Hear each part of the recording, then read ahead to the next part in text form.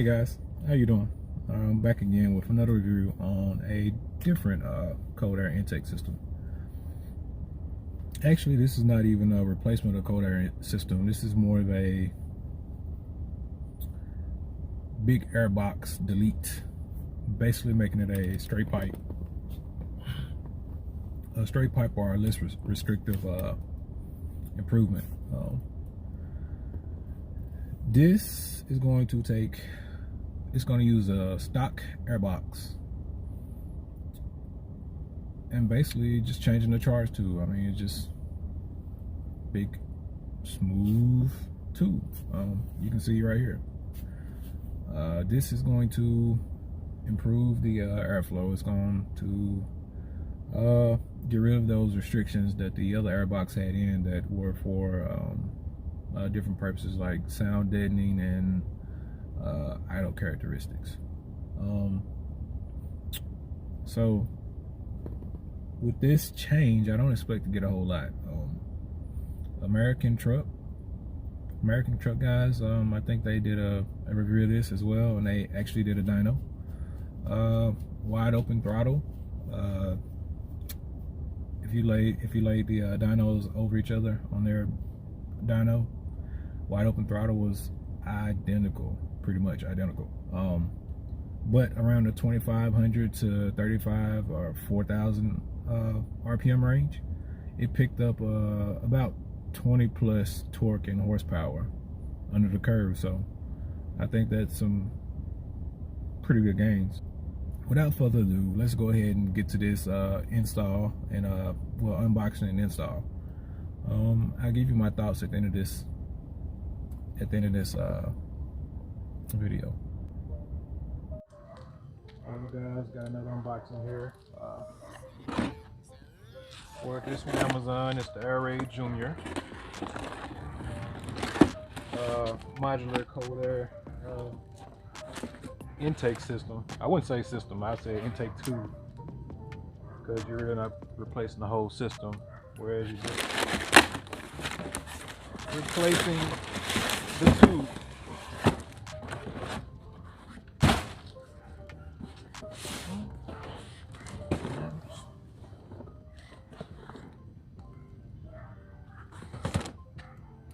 So far so good.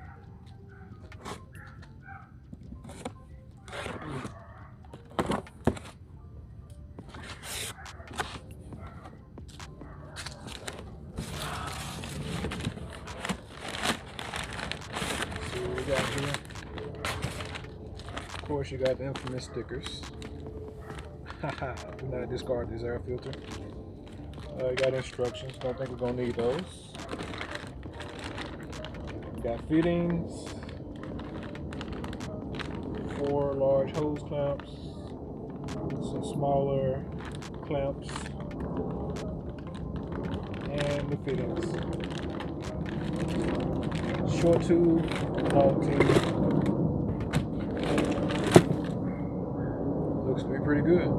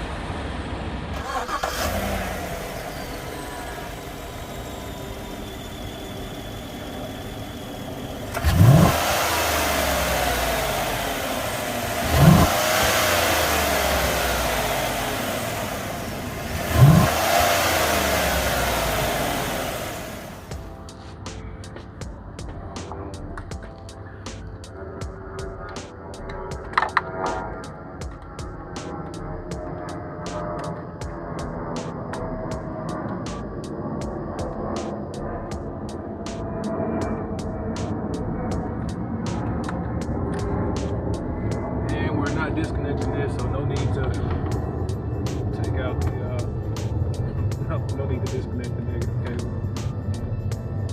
Although some people might say that you should. So disclaimer, disconnect the battery cable if you want to. I'm not.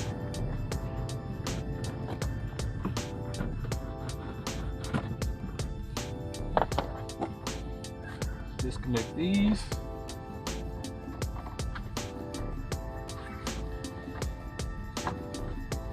It snaps. This one snaps from the bottom. This one snaps from the top. Pull it off. There you go. Getting rid of this big ugly box with all the restrictions, which I'm pretty sure the GM engineers did for some particular reason.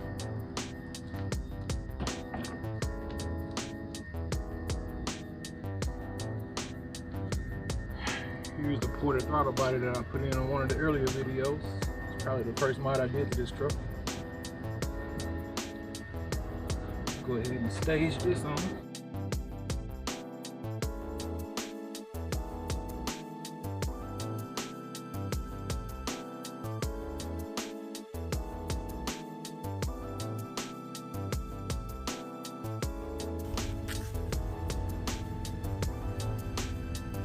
This I'm going to take the smaller side, put on the throttle body.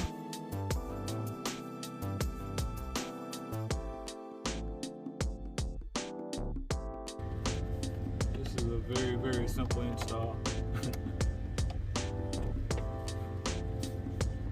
Really guys, all it took me is one flathead screwdriver.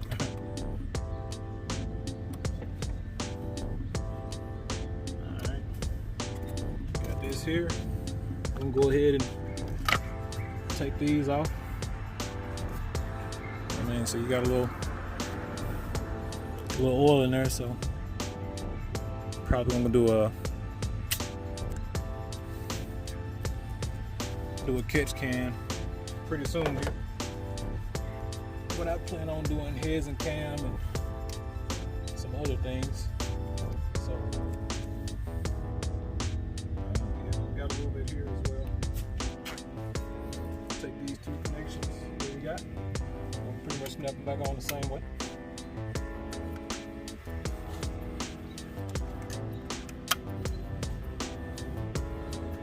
Alright.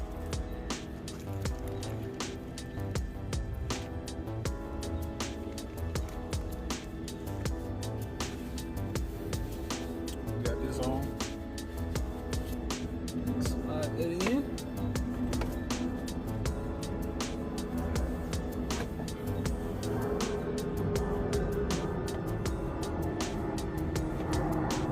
Take this and slide it till it's flush on there.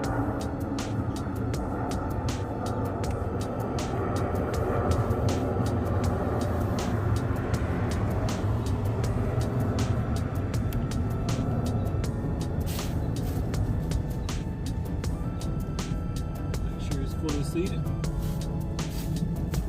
which it is.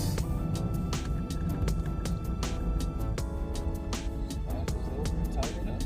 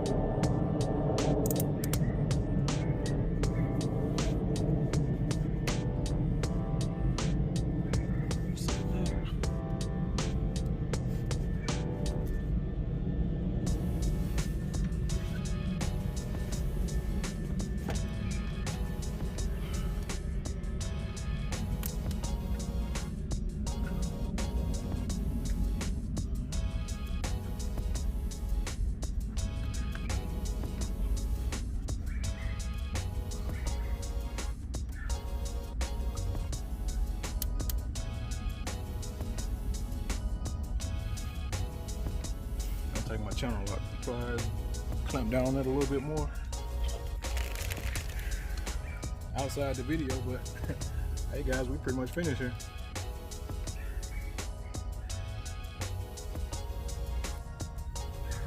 These are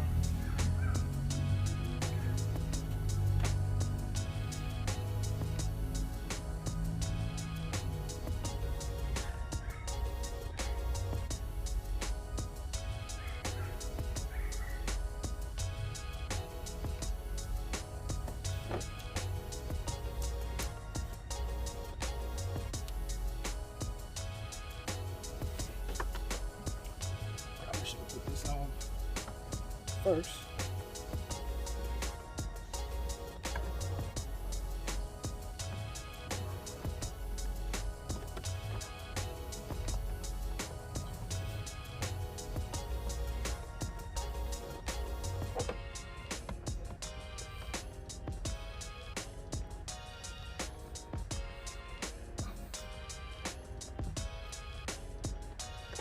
Yeah, so if you're doing it at home, you might want to do that. Put the long holes at the bottom first before installing on the truck.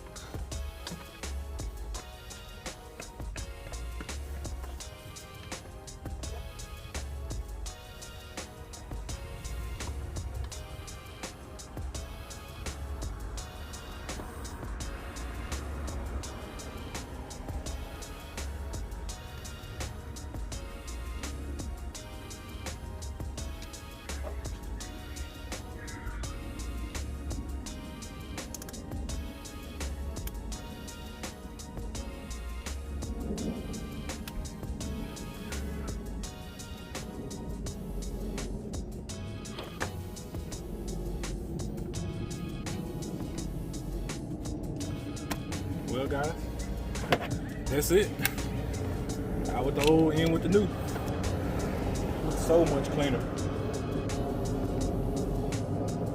Big old air box is gone.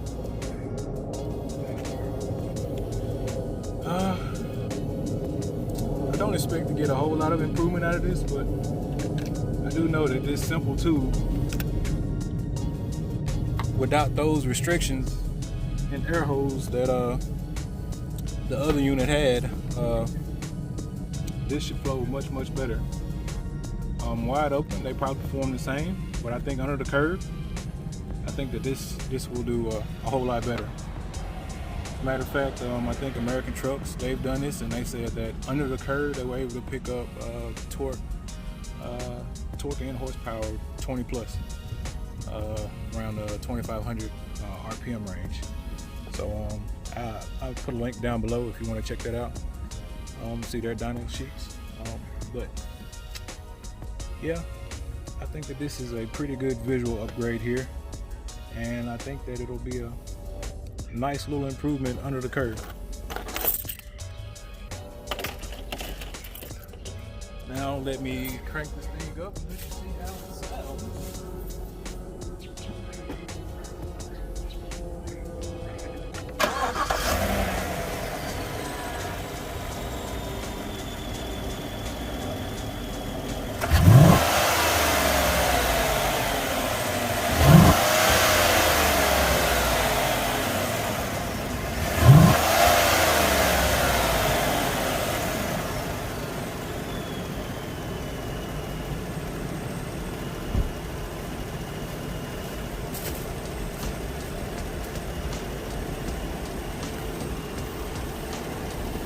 Well guys, I think that's gonna be a wrap for this install.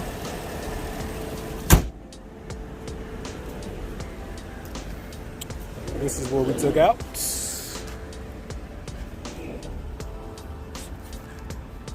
Big old ugly air box with all of these restrictions. I'm pretty sure that has something to do with idle speeds and par throttle, but hey, we're making improvements. We're trying to get everything we can get.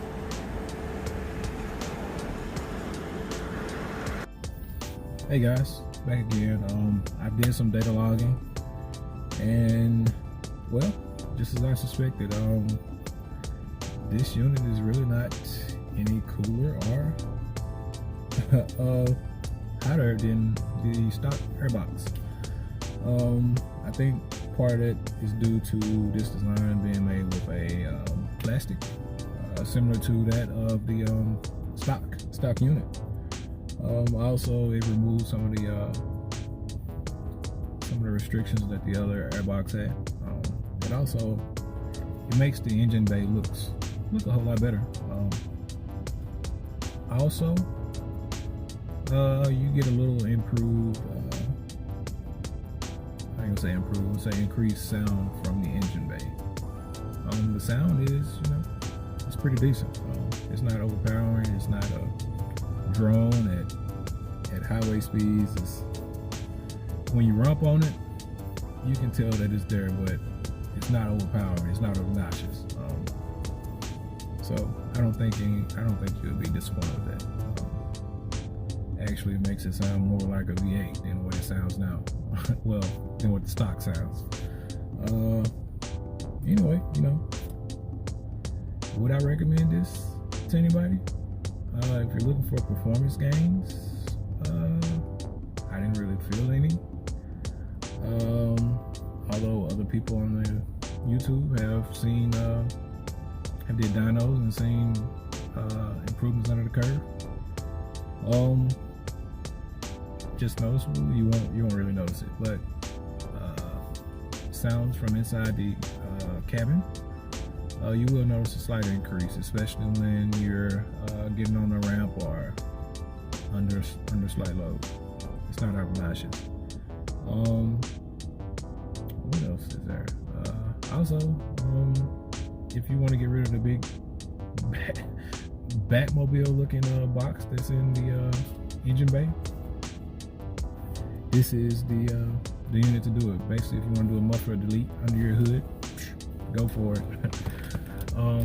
But hopefully you enjoyed this video, and if you would like me to review something else, please put the comments down below.